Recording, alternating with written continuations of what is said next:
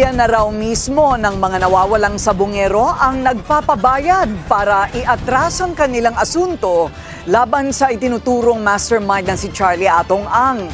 Kung ganito ang sitwasyon, tuluyan na bang mababaon ang kaso? Narito ang exclusive agenda report ni Joash Malimban.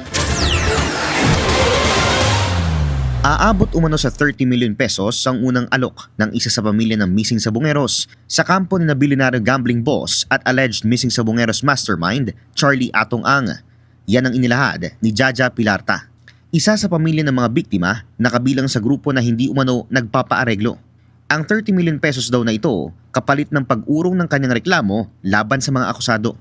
Ipinakita sa amin ni Jaja ang ilang screenshots ng pag-uusap nila ng individual na ito.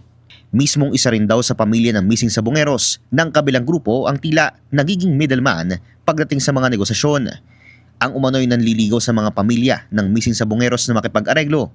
Si Attorney Caroline Cruz, ang Executive Director ng Pitmaster Foundation at isa sa mga abogado ni Ang. 30 million nang dinidil ko sa kanila. Kaso mukhang hindi sila payag, parang gano'n. Yun ang sabi niya. Basta kailangan 30 million per complainant. Yun ang sinabi niya. Tapos sabi ko, mukhang malabo yun. Sabi ko, napakadaming complainant yan, hindi maglalabas ng tag to 30 million yan. Yan ang sinabi ko sa kanya. Sabi niya, basta yun ang 30 million. Una nang lumitaw ang grupo ni na Jaja noong Hunyo at sinabing 5 na lang silang active complainants. Ang 22 complainants daw kasi nakasama nila sa loob ng 5 taon, buwan-buwan na umanong tumatanggap ng 40,000 pesos mula sa kampo ni Ang. Ang kapalit, ang hindi pagdalo sa mga court hearing para mapahina ang kaso. Nakakuha ang Billionaire News Channel ng isa sa reply affidavits ng mga pamilya na itinuturong nagpaareglo na. Sa salaysay ng isa sa mga pamilya, sinabi nito na naghinala raw siyang hindi nagsasabi ng buong katotohanan ang missing sabungeros case star witness na si Julie Dondon Patidongan. Mayroon daw kasi umano itong sariling pag-aareglo na pinaplano sa kampo ni Naang kasama ang iba pang pamilya. Dahil daw sa mga pagdududang ito, pumayag daw siya makipagpulong kay Cruz kasama ang iba pang pamilya ng missing sabungeros sa tanggapan ng Pitmaster Foundation. Nais daw kasi nilang malaman ang katotohanan tungkol sa pagkawala ng kanilang mga mahal sa buhay. Una nang sinabi ng ilang pamilya na tumanggap sila kay Cruz ng 20,000 pesos na tulong matapos makipagpulong dito. Pero ayon sa isa sa mga pamilya na nakadalo ng isa sa umano'y meetings, hindi lang pag-aabot ng tulong ang napag-usapan.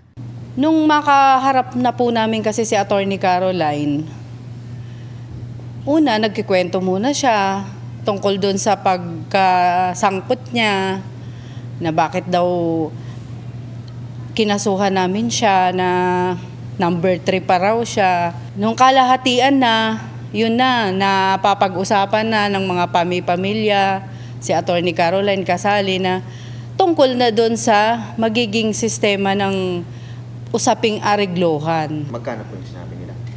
Ang natatandaan kong sinabi nung kasamahan ko is 50 parehas nung sa case 1. Wag naman daw ganong kalaki kasi kung ganon daw kalaki, magbabayad na lang sila ng judge.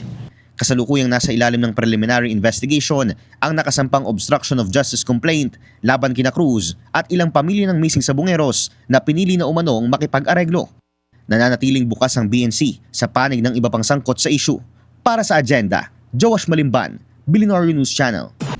Manatiling nakatutok sa Billionaire News Channel. Sumubaybay sa aming social media accounts at mag-subscribe sa aming YouTube channel para sa mga bago at eksklusibong balita.